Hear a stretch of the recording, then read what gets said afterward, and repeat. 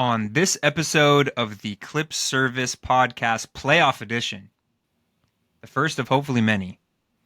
Rolla and I are going to break down the first two games of this first round series against the Denver Nuggets, guys. 1-1. Clippers just the other night stole a game in Denver, which was absolutely necessary. Unfortunately, fell in game one. Rolla, what's going on? Well, you're making a face. Nothing, dude. Don't worry about it, bro. Clippers lose game one in an overtime thriller and managed to steal game two in another thriller. This series has been, in my opinion, my humble opinion, the best series so far in these playoffs. So there's going to be a lot to talk about, guys, a lot to like, a couple of things to dislike as well. So we're going to go into all that, and we are also going to announce the winner of the first merch giveaway for the Clip Service Podcast. So all of that and more coming up. Without further ado, let's make it happen.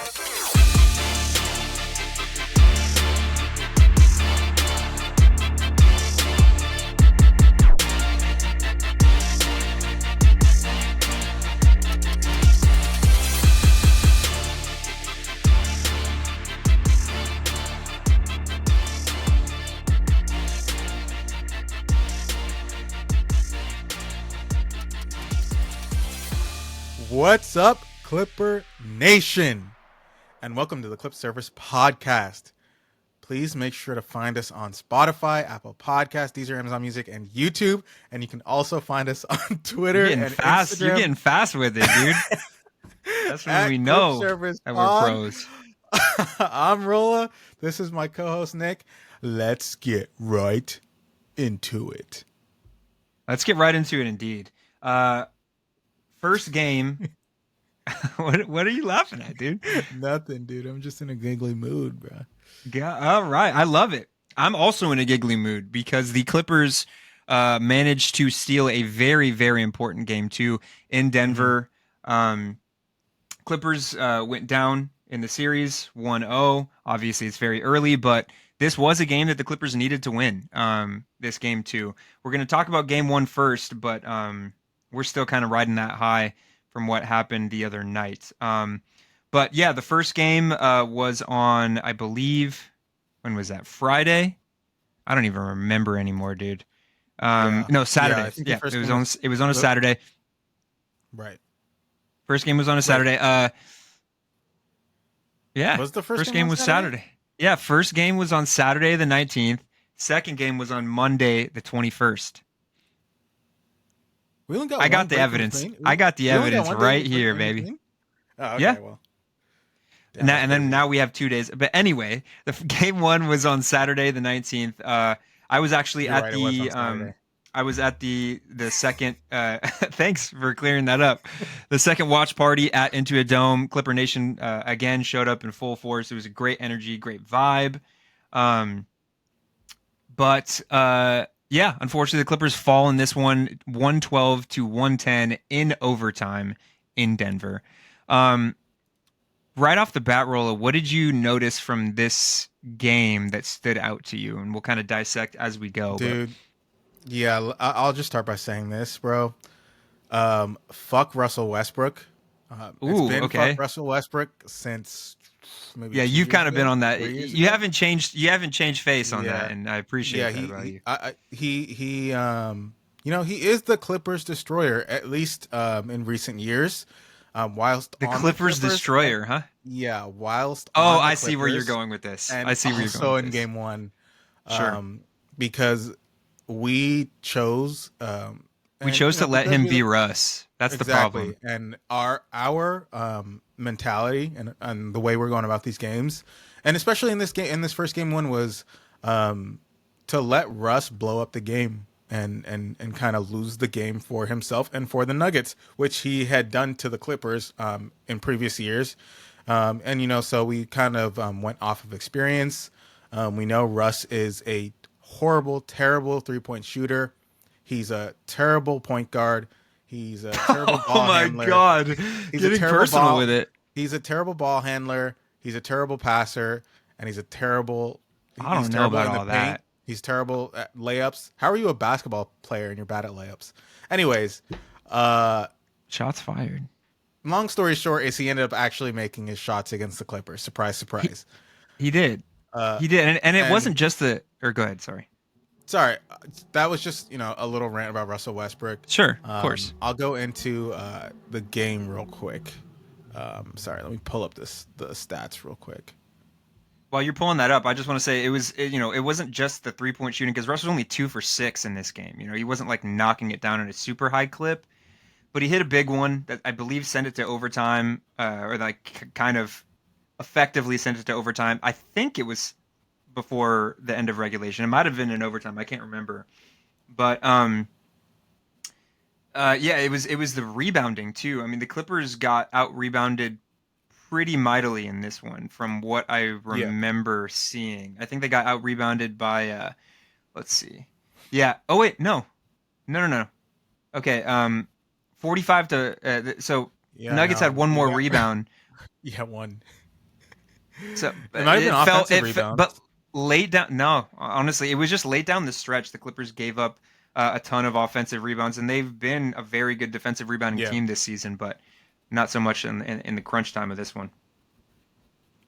yeah. So, I think the biggest story about this game one was Kawhi 22 points, 9 of 15 from the field.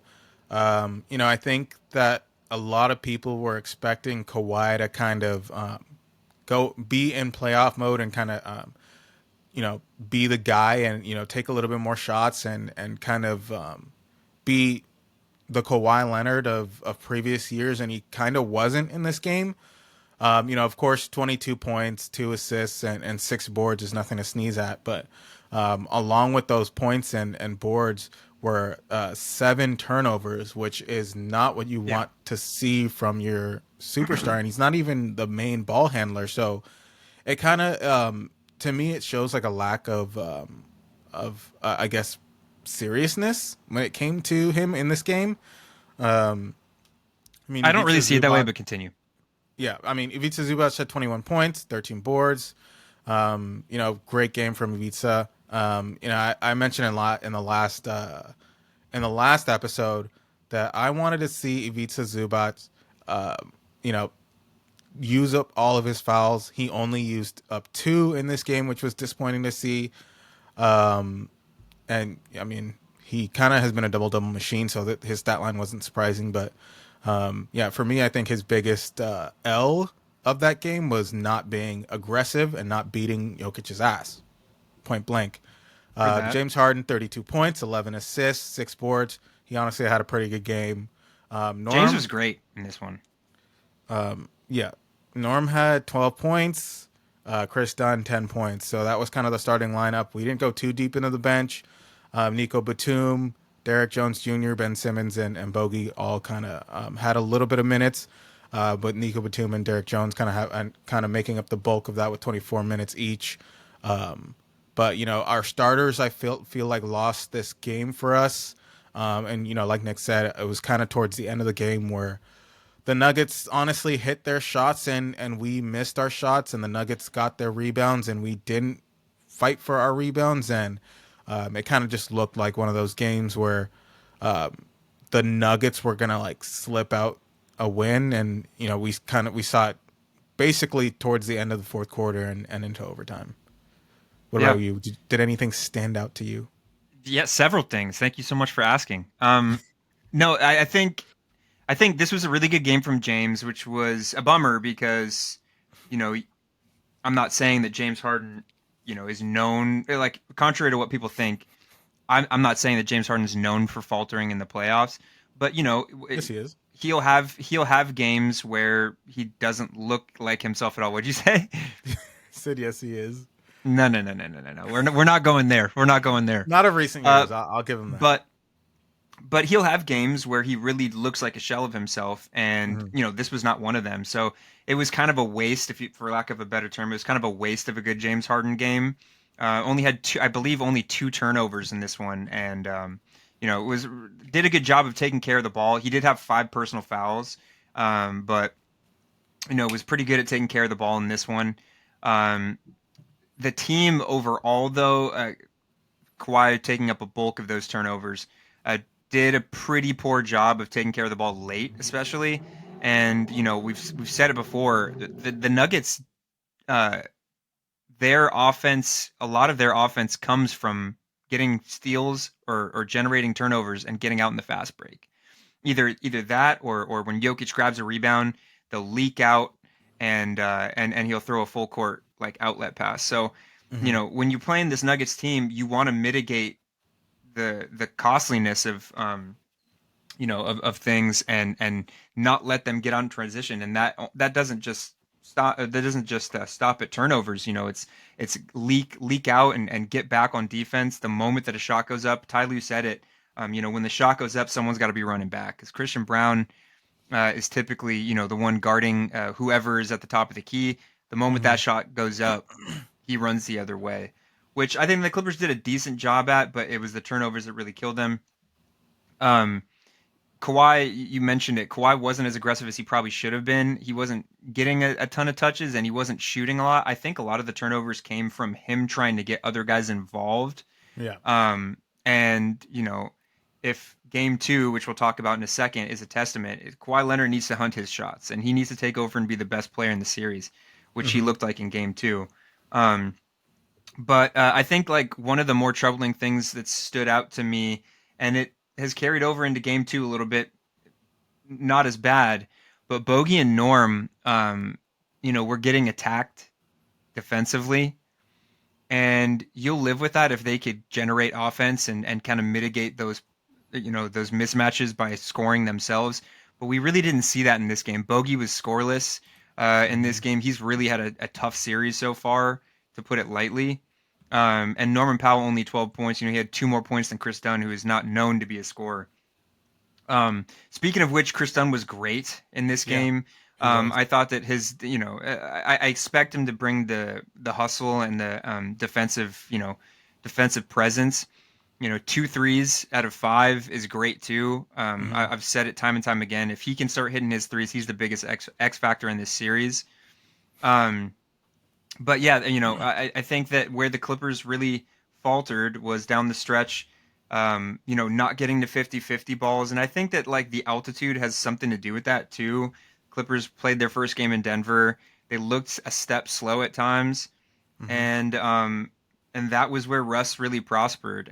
Russ, was able to get to those loose balls. He hit a big three. Christian Brown hit a big three in Yep. overtime. Um, I think for the Nuggets, those guys, the Christian Browns, Chris Brown, the Christian Browns, and the Russell Westbrooks and the Aaron Gordons, those guys helped them win this game. Oh, Jokic definitely. had a decent game, 29 points. Believe it or not, that's not a I think he still subpar, had a but that's triple just double, didn't he? no, he was one rebound shy, but an average game in Jokic standards. And Jamal Hmm. Murray only 21 points as well, 7 for 20, so not very great efficiency wise. It was really it was the glue guys that helped this Nuggets team win that game. Aaron Gordon played pretty good Oh, defense on Kawhi, Russ, and Christian Brown. Russ Michael went 5 Porter. of 17. I'm just now What's sorry. I'm that? just now seeing this box score. Russ went 5 of 17. Yeah, the efficiency wasn't there, but it was the timeliness of the plays that he Oh made, my and that is how Russ god. can beat you. And Michael Ooh, Porter, I want to talk a little bit about him real quick. what is he Michael doing Porter, taking 17 shots? Sorry. that's That's just how Russ is, dude. crazy. Russ will find a way to take a ton of shots. How did He he will take find a that way. many And there shots? were times when Russ almost threw the game away. Oh no, But he was close to. I think the reason was is we just started leaving him like wide open. I think yeah, that was our issue. Like at the end of the which day, he is is a tough because professional it's basketball like, player. Well, at the end of the day, he is a professional basketball player. If you're gonna give him a completely wide open shot, I mean, it's not like he's Ben Simmons. He's not afraid of putting the shot up. yeah, And he's willing. He's honestly, willing to put that shit up. exactly. Yeah, And I mean, if he can make 5 out of 17 tries, I mean, and that's enough to win them the game, then I mean, by all means, he'll probably still keep shooting those shots. yeah, But I think that, and we started doing this in game two, but I think we have to at least close out on him. We can't just allow him to take a wide open shot because yeah, like I was saying, he is a professional basketball player. He can lock in for that 1 minute to make that big one shot if he's completely wide open. No, it's a fair point, and I actually talked about it with Dime at the watch party. He asked me if they should continue doubling Jokic or kind of I was talking about trusting in Zoo's defense on Jokic. Hmm. And he brought up a good point where if it's not Zoo guarding Jokic, do you send a double? And I'm at the point where you could you can fake a double or you can send a soft double or something like that. But I think that you got to make Jokic one dimensional, similar to the way that we play Luka, where if he's gonna score, try to guard him single coverage as much as you can, but don't let other guys get involved. Or either take him away as a scorer, completely shut him down, and let the other guys beat you, or vice versa. But you Can I can't let ask you him affect something? the game in multiple ways. Can I ask you? Um, would you say that Zoo is a massive part of our offense these days? Yeah, he has been all regular season. So I guess I think the reason why that is not the best plan is because guarding Jokic takes up a lot of energy. And I Sure. think that Especially when he's at this flopping around like he did in game two, exactly, which we'll talk but I about. think like at this point, Jokic, or sorry, not Jokic, Zubac um, is a little bit to at least to me, he's a little bit more valuable on offense than he is on defense, and I would rather him be use his energy on offense, and maybe that's why Ty Lue is kind of trying to double, trying to give Zoo a little bit of a break of from guarding Jokic Single because that is coverage. a Yeah, tough cover. it Like is. this dude run like he doesn't look like it, but he's on the move pretty much the entire Oh yeah, his game. conditioning is He's insane. he's gonna back you up, and like being backed up by someone like that big pause is is is is pretty tough, dude. And honestly, it'll weigh on you as the game goes on. Fourth quarter, like I mean, it's hard to kind of do that for to guard someone like that for 4 quarters. Yeah. I think that's why. Sorry. I Sorry, think I'm that's stuck why on we're. the. I think that's why we're kind of doubling him because no one else on our team can Sure. single cover him outside of Zoo. Sure. So I think Nico, and honestly, I'm going back to it, and we'll talk about it in game two. But I truly think that there are times when Ben Simmons can get a stop on Jokic. Um, but dude, I think Rolla, for didn't those of you Jokic. guys that aren't watching this on YouTube, Rolla is smirking, No, but smirking I'm after. pretty sure Jokic was shooting over him, wasn't he? Jokic was I in think game two was shooting over everybody, but um, But I think, dude, I think y- Ben Simmons might be just a tiny bit, and which is crazy to say, but I think he might be a tiny bit too small. Because when I saw them next to each other, dude, Ben Simmons did not look like he could guard Jokic. To yeah, I mean, me, bottom line, Jokic is, or excuse me, Zoo is probably our best. I mean, without a doubt, our best defender for Jokic. But I think we have the pieces like Nico and Batum, and even at times Derek Jones, if he catches Jokic out of the perimeter, where you can kind of they can hold their own on Jokic in certain situations. But yeah, I think that the philosophy with Jokic is just try to keep from doubling as much as you can, or if you do double, you better get the ball out of his freaking hands. hmm So um, I think that kind of killed us. I think it was Jokic that found Russ in the corner for three, and found Christian Brown also yeah, for that big three. But overall, I wouldn't say that it was a horrible game from the Clippers. I just think that there were execution errors down the stretch that really cost them, and I really do think that we need more. We needed more, and we still continue to need more from Bogey and Norm because they're such a huge part of this offense, as it stands right now. right. And I expect them to kind of get it going once the Clippers play their first home game tomorrow. But yeah, that pretty much does it for Game One. It was unfortunate, but I wasn't particularly worried. I still stand by what I said. Clips in six. I figure that that we were gonna steal one in Denver. I still have them possibly stealing one in LA. Um, but yeah, overall I think it was an okay game. It was just unfortunately not the outcome that we wanted. But hmm the following game, game two, as I said up top, this game was really, really important. The Clippers did not want to go back as good as the Clippers have been in Intuit Dome. Clippers did not want to go back to Intuit Dome down two in the series, and so this game was to me a must win. And the Clippers struggled at times, but in the end, they rose to the occasion. And the one that did that, 10 times over was Mr. Kawhi Leonard. This was about as vintage of a Kawhi playoff game as you can get. 39 points, 39 minutes, was 15 for 19 from the field, 4 for 7 from three. 15 for 19 from the field with 39 points is insane in the playoffs. It's insane. And that's just who Kawhi Leonard is when he's on. When Kawhi's healthy and when he's engaged and when he wants to score, he's like one of the most calculated, effective, efficient scorers that the game's ever seen, particularly in the playoffs. And this was just a joy to watch. I mean, he really put the hammer down in the fourth quarter, hit basically the game-winning shot, mid-range shot, and got a big stop on the other end to basically win them the game. Um, what did you see from this game that you liked the most, besides obviously Kawhi Leonard's 39 points, Rolla? Well, I just gotta say, Kawhi looked like Raptors vintage prime Kawhi in this game. I had hella people texting me saying, "Dude, I've never seen Kawhi like this. Kawhi might be the most underrated player in the league right now because he looked like a top five player in the league playing last night, and he wasn't. He wasn't top 2 to 5." Yeah. Yeah. Okay. Sure.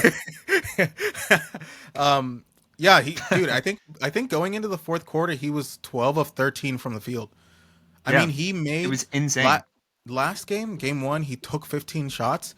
This game in game two, he made 19, 15 of 19 Yeah. shots. I mean, to like you were saying, to score 39 points, making 15 buckets. I mean, and only taking 19 shots. That's extreme efficiency in the NBA playoffs. Defensively, he was a force. Offensively, he was hitting his mid-range buckets. They say that they're trying to do away with the mid-range. I mean, Steph Curry obviously changed the league completely, introducing an era of three-point shots and kind of frowning upon mid-range shooting. And Kawhi kind of is a prime example of basketball where if you're just elite at one specific thing, be elite at that one specific thing. Kawhi he was hitting contested, mid range, fadeaway, getting bumped, They weren't easy teardrops. shots. They weren't easy shots, and he was just hitting them because he's just elite in that area. And he's not going to change his himself or his game to mold to what they say the NBA is these days. And he's showing that you can still win by playing the way that you know how to play. But yeah, overall, like special game from Kawhi, man. Like it's times like these where you just gotta like appreciate greatness, no matter what team you're a fan of or what team you root for. It's just like you watch a player like this and you watch basketball on that level, and it's just like you gotta just sit down and if you're a fan of basketball, you just gotta sit down and say like, holy shit, like I will probably never be as good at anything in my entire life than Kawhi is at fucking basketball. And it's Yeah. just crazy to think that way. Yeah. But yeah, overall the game was I thought everyone played well. Defense we kind of locked in. I know Norman Powell kind of played like shit to start the game, but towards He the end of hit the it. game he He was was hitting big in big the fourth. shots. Yeah, he was hitting really really big shots. Absolutely essential to the win. I was getting dude, this entire game I was getting texts the entire time, and people were talking shit on Norm, I asking was what's wrong too. with him. And Yeah. I think he proved a lot of people wrong at the end of this game, showing that like he is valuable and he is needed on this team, which was very great to see. And my last thing was, I mentioned in game one in game one, Zoo only had 2 fouls on Jokic. last episode I said Zoo got to use his fucking fouls. This game, 5 fouls on that ass. Nick, can you tell me how many turnovers Jokic had this game? Let's see. Let's take a look at the stats. Okay, 7 turnovers for Nikola Jokic, and four. Excuse me, 5 fouls for Zoo. I can confirm that. Yeah. So we obviously know Coincidence? I we think not. obviously we obviously know that Jokic was flopping the whole game, but Yeah, that was. I do think it is essential for Zoo to be a force on Jokic. Use the fouls. It is what it is. You get 6 fouls for a reason, dude. Like you got we Zoo's got to make sure that Jokic feels him, bro. Pause. Man, you're just sprinkling these in, huh? You got to use them. Zoo's got to make sure Jokic feels the force, bro. Yeah. So that was just the one thing I was proud to see watching the game. Yeah. No, I mean, I did like the kind of more to your point. I did like the physicality that we saw from the Clippers defensively in this one. I personally don't love getting into foul trouble when you're, the center, the hub of this team and one of the best centers in the league. But especially, I think some of these were ticky tack fouls. I think that the officiating was pretty brutal in this game. The flopping was egregious from Jokic. There was a play where Murray and Norm got into it, Yep. and Jamal Jamal carried him. Murray picked up Norm off the ground, and then Norm, Christian Brown, and Chris Dunn were assessed technicals, and Murray was not, and he shot a free throw. So it's just like there was random calls in this one that were really weird. But I do think that can't let you shy away from the physicality. I think you got to be smart about it. But I did like the physicality in this one defensively. We talked a little bit about Norm. Norm was really struggling in this one for most of the game. He obviously, hit some of the clutchest shots of the game. My favorite of which was Kawhi was getting doubled. This was like within the last 4 minutes of the fourth quarter. Kawhi was getting doubled, was running out of time on the shot clock, and Norm curls around a screen, flashes to the nail, makes himself available, doesn't shy away from the moment, flashes. Kawhi passes him the ball, and he just hits a little floater, Mm-hmm. uncontested floater. Like that to me was almost bigger than the three he hit over Jokic, which was a huge bucket too. I Mm-hmm. think with 50 seconds left on the clock. But to me, my favorite play was Norm coming to the ball, noticing that Kawhi was getting doubled, coming to the ball, saying, "Okay, give me that shot. I want that shot." Took a really high efficiency floater, went in.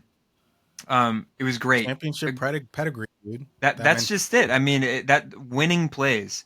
Um, Chris Dunn's defense again was fantastic in this one. He was doing his normal free safety shit, floating around, picking up assignments that weren't his. He only had well, not only, but he had 3 steals in this one. I'm almost used to him having more, but all of that was super necessary. James Harden struggled in this one, for sure.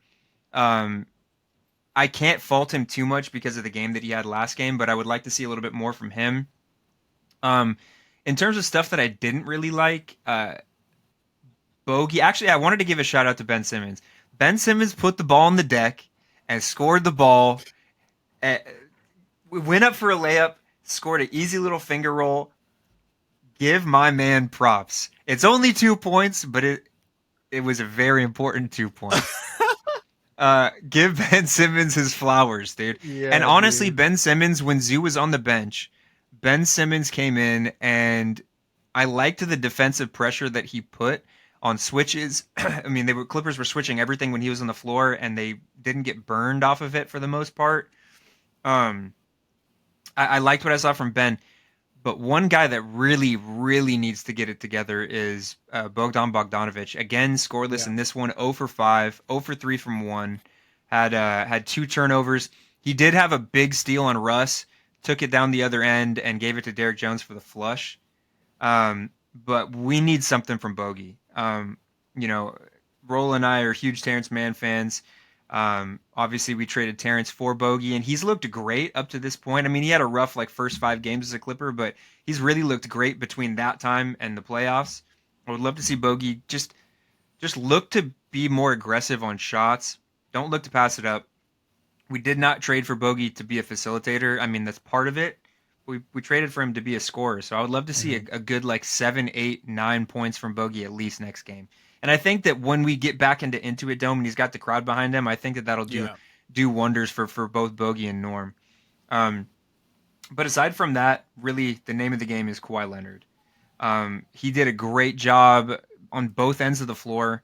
As far as the Nuggets go, Gordon had 25 last game, only had 14 in this one. Michael Porter had 15 as opposed to like the three that he had last game.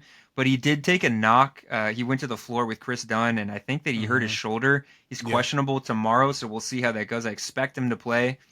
He'll But the thing play, that but I I don't. noticed, I don't think he'll he's not play right. as well as he. Because I mean, when you get those shoulder injuries, and I think it was because he fell on his shoulder, Hmm. and then Chris Dunn fell on top of him, which kind Yeah, of just pushed it made it worse. to a point. But obviously we're not doctors, but I just think that the way he kind of was, holding his shoulder at the end of the game, I don't know if he's going to be able to be as effective in this next game if he does play.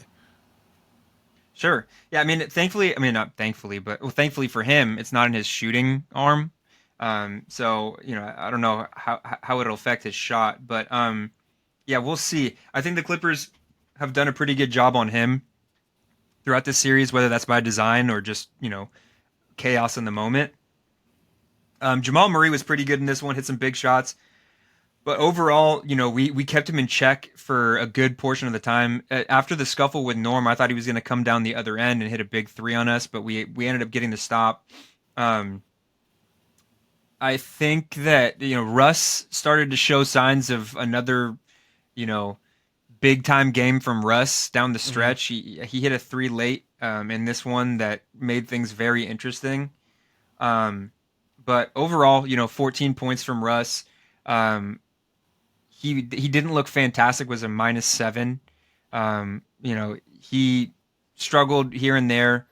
Um, but overall, Christian Brown 5 points. The Clippers did a really good job of shutting down the other guys.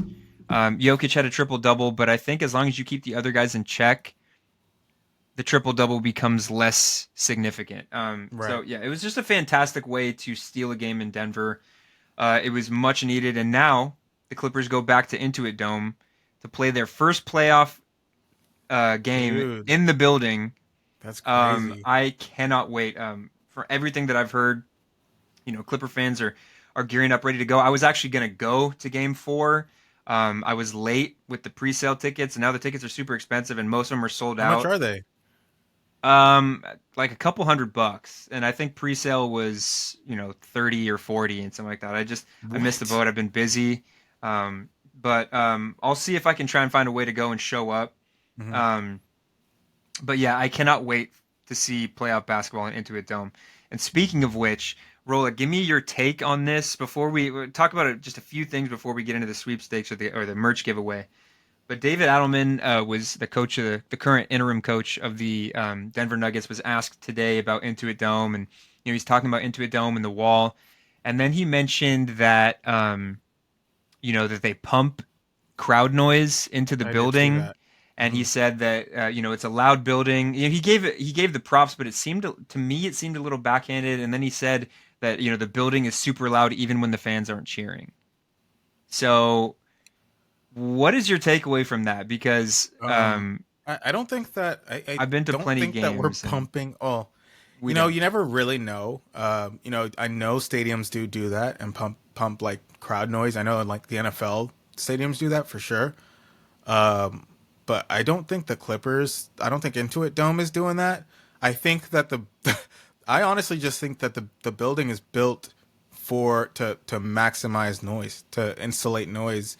And I mean, we're if you or any of our listeners have been lucky enough to go to Intuit Dome, you'll know how futuristic that whole place is, and it's not crazy to think that they kept in mind to try to make the arena as loud as possible. It's the So I acoustics. mean, I don't think that like you said, I don't think that it's us pumping noise into the building.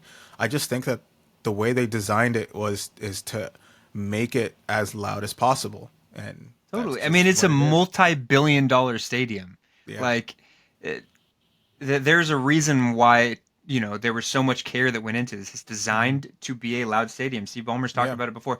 And Dime Dropper actually confirmed this on Twitter.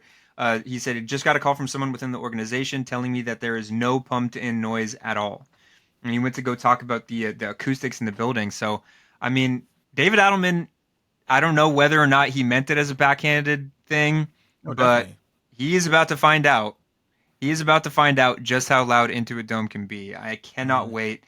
I mean, Roll and I went to a regular season game against the Kings that we blew them out like at Yeah. halftime, and the stadium wasn't even filled, and it was loud. Hmm. Like it's just the way that the stadium is built. I also think the fact that there's a higher concentration of Clipper fans in Intuit Dome than there was all the years we were at Staples. Yeah. The true fans come through to this building, and I can't wait to finally show the rest of the league, all the doubters like David Adelman, what this crowd can sound like at full Hmm. capacity and in a playoff environment. I truly can't wait.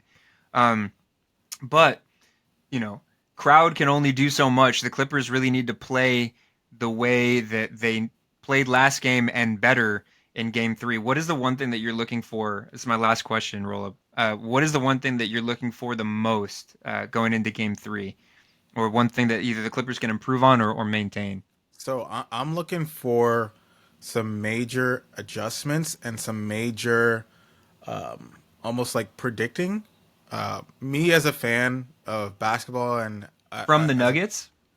no, from the Clippers, Oh, okay. and as a fan of NBA playoffs, I know that the Nuggets, after losing that game and seeing the way Kawhi played, they are going their number one game plan is going to be to stop Kawhi. So I think that Ty Lue has got to figure out plays to get Kawhi open. He's got to figure out different ways to get Norm involved. He's got to figure out ways to get Bogey involved. And like you were saying, this is a home game, so role players tend to play a little bit better at home. So I'm expecting our role players to kind of take a step upwards. And honestly, I think that because they are going to be planning so heavily on stopping Kawhi, I do expect Kawhi's numbers to drop a little bit from what we saw in game two. But I think that this is a game where, I think James Harden can really step up and kind of play make and orchestrate our offense. Knowing that Kawhi is going to be double teamed, knowing that they're going to try to, stop Kawhi at all costs. So, I think this will be an interesting chess type game, where it's not one of those things where, we are just playing willy nilly and we say, here you go, Kawhi, hit a shot, and Kawhi just goes 12 from 13 in the first three quarters. Totally. So that's kind of how I'm viewing game three. Yeah, I like all of that. I do like the idea of an aggressive James Harden game. Yeah, I think that with how last game went, and obviously Kawhi Leonard was the head of the snake. I would like to see James Harden maintain that aggression that we saw in game one, but also I don't let it come at the cost of turnovers. I think that's yeah, the biggest thing. If James Harden can stay aggressive and limit turnovers, then I trust the game plan enough to be able to keep the Clippers ahead. Whether or not they double Kawhi or whether or not they double Zoo, as long as we don't gift them points in yeah. transition, I think that's going to go a long way for the Clippers. So I think that needs to be the name of the game: is an aggressive Harden, aggressive Zoo. Hopefully we see a good game from Norman Bogey, but regardless of who's taking the ball up or who's making the plays, limit those turnovers, because I believe that we won the turnover battle in game two and we lost the turnover battle in game one, and the proof's in the pudding right there. So, Hmm. um, yeah, that's my takeaway. Or did you have anything else that you wanted to mention about game three before we move on No, to dude. the merch giveaway? No, I would love to see a game three win, and um, I think we got to do it for the first Intuit Dome playoff game. Do it for the culture. Guys, we will be right back after this quick break, and we will get right into the merch giveaway. What's up, guys? We are back, and we will be announcing the winner of our Clip Service Podcast merch giveaway.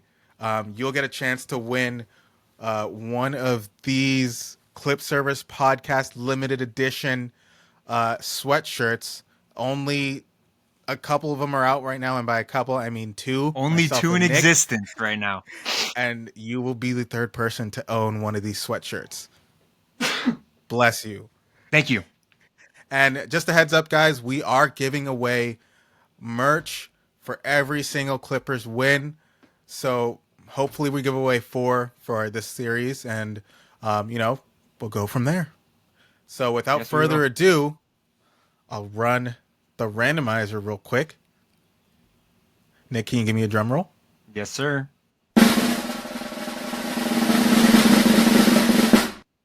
And the winner of the first Clip Service Podcast merch giveaway is Bailmer. Bailey right. Mercer. Congratulations. Bailey. You have won a Clip Service Podcast limited edition sweatshirt. Thank you for being a fan. Thank you for following us. Thank you for commenting and liking our posts. And thank all of you guys for getting involved. Again, we will have multiple opportunities to give away some merch, an Amazon gift card or two. So please stay tuned, and let's keep open for Clippers wins so we can keep giving away these exclusive hoodies that are just so cozy and so warm, just in time for summer when you won't need one. Yeah, dude, just in time.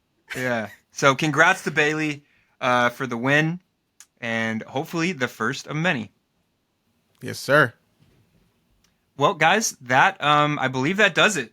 We are nervous and excited, all of the above, for this game 3. This is let's try and get the Intuit Dome playoff history started the right way. And let's show David Adelman that the sound is coming from the fans and not from the speakers.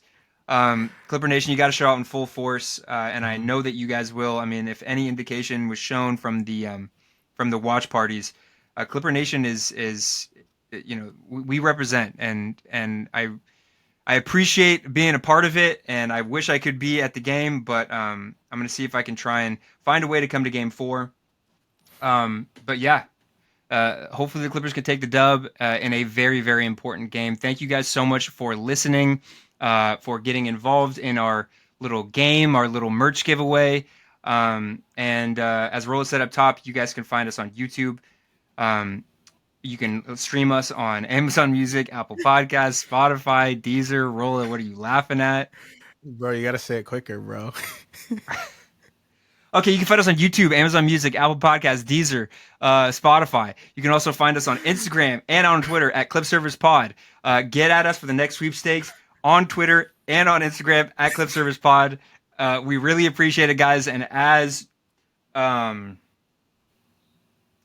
Adelman once said, Ooh. Behind the scenes, working as a double agent, let's go Clips. Let's go Clips. Salute.